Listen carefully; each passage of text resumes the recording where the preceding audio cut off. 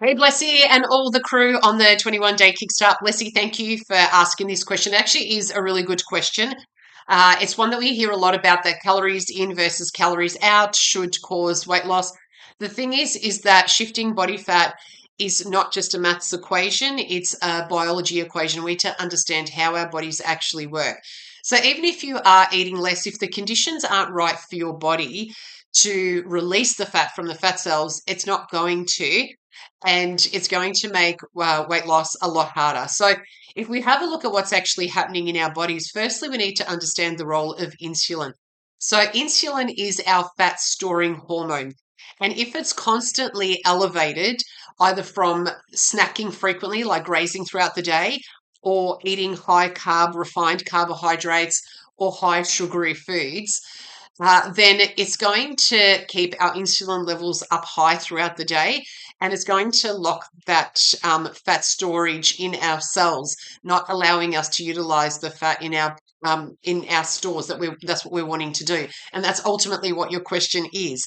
So that's why making sure that we are regulating our blood sugar levels by eating that combination of protein and high fiber carbohydrates, allowing that 3 to 4 hours in between, means there's going to be periods where that insulin level will drop. And we'll talk about when you are actually burning fat.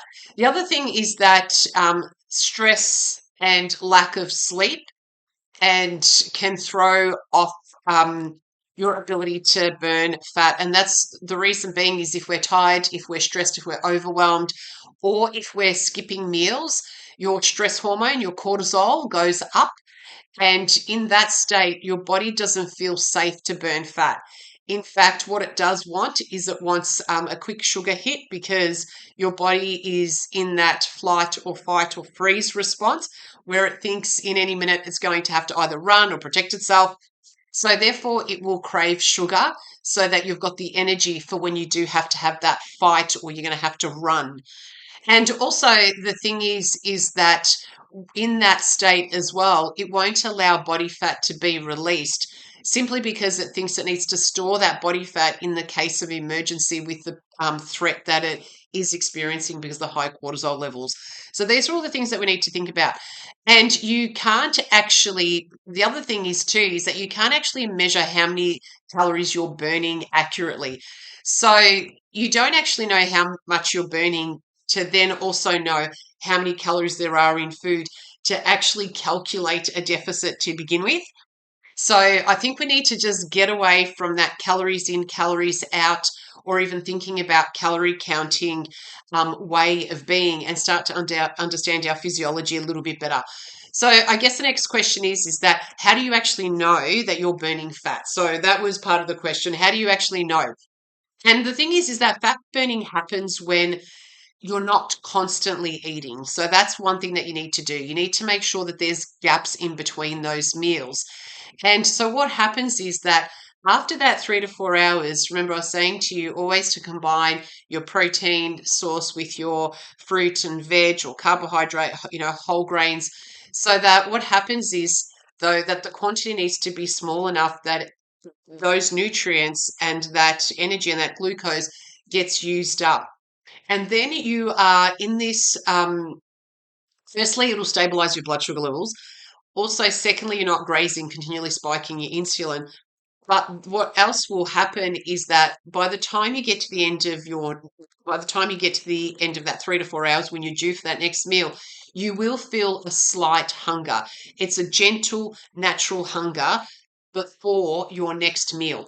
If you're sitting in that 15 to 20 minutes, that's where the fat burning is actually happening. That's where the body knows that there's regular food coming, that insulin levels aren't, all over the place holding on to that body fat. So the body feels relaxed enough and in a state where it can release some of that stored energy. And it's in those moments, that 15 to 20 minutes, if you can stretch it out to half an hour, time, that your body is actually utilizing the stores. So that's really important to know. And that is also happening overnight when, you're not late night snacking. And I'm not talking about doing a big overnight fast, but it is really important to make sure that you finish after dinner And then whenever you're having your breakfast in the morning, whether it be 7 or 8 o'clock, you should wake up and there should be some hunger that time. So, in preparation for your morning snack, or if you're going straight into a lunch, by the time you get to lunch, you should feel hungry. So, the thing is, then, if we're not counting calories and we kind of understand that the body needs to feel safe enough to be releasing that fat, we need to leave a gap, reduce. We do definitely need to reduce our quantity so we're feeling that hunger, but it's not necessarily about the calorie counting.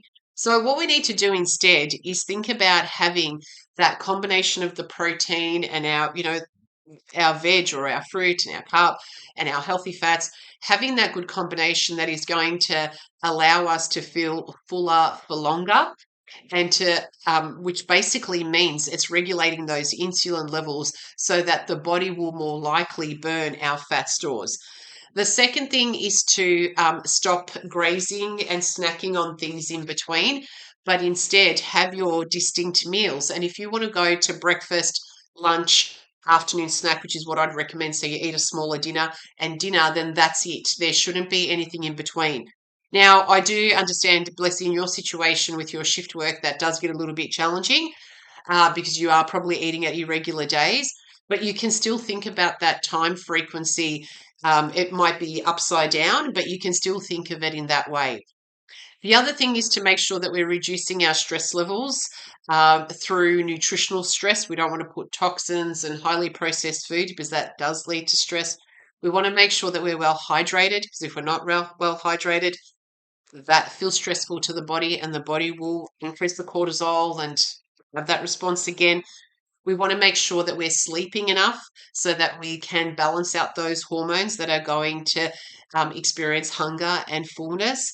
And then just our perceived stress and the way we deal with our lives. Now, our lives are our lives, and we can't change everything so that it's all roses. We all go through different stress, and I'm in the same boat. I've deal with personal stress as well. I just don't show it, and it's not really the forum to show it when I'm working. But it's the way that we think of that stress and how we perceive that. And I think having some better coping mechanisms, so even though life is happening, we're not having that really high cortisol response, feeling overwhelmed, feeling stressed. And that was part of why I saw myself at the Peninsula Springs on Friday, was just to calm my nervous system down. Because I felt like I was escalating as well. So, and we can do that in a number of ways. And sometimes it's just our mindset around how we deal with what's happening in our lives. And that's really important to note. So, as much as we can, get rid of nutritional stress, get rid of hydration stress, get rid of lifestyle factors, sleep, alcohol, all of those things, and then just our perceived stress, our mindset, practicing gratitude, experiencing joy in our day to day and enjoying where we are in our lives rather than feeling we have to achieve something. All of that is a stress that makes this whole journey so much more challenging. And then the other thing is you've increased your calorie burn, which I know that you have done that with extra exercise. So we've been doing our extra cardio. If you haven't been, then you need to get out and do that because the cardio especially does two things. One thing is it burns extra calories. The other thing is that it also completes the stress cycle. So it reduces your stress level. It's a counteraction to the cortisol in our body. So that's hugely helpful. So we are burning more because we're doing our cardio.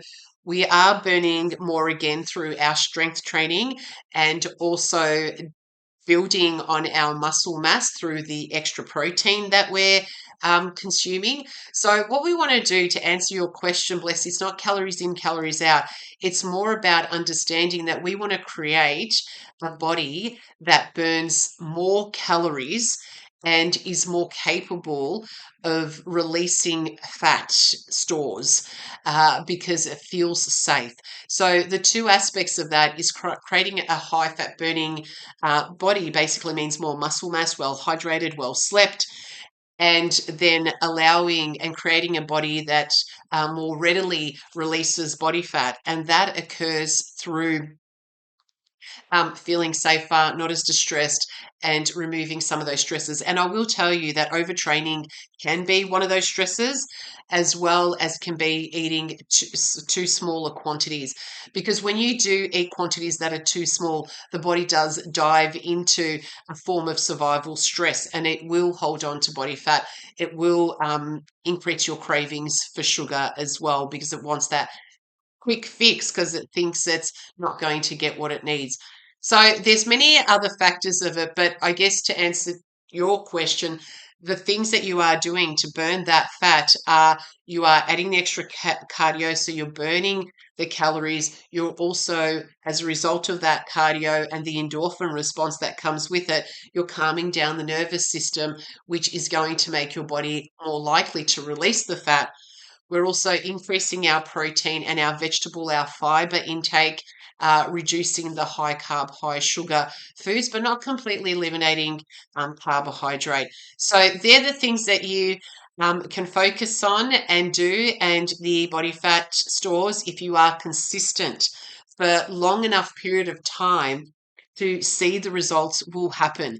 Because one thing that I do know when working with people is that they will start to make the changes. They see some benefit. We mildly feel that little bit better, and then we derail. And it's more that derailing and kind of stepping back every time we take 2 steps forward. We tend to step 3 back, and we always feel like we're in the same place. But you're not in the same place. You just need to be consistent enough, and being hard on yourself for having, a night off or a cake or alcohol on the weekend or whatever it is. Being hard on yourself is quite detrimental. Just sort of go, yeah, whatever, and move on to the next healthy opportunity. Hope that helps. I know that was a long one. Bye.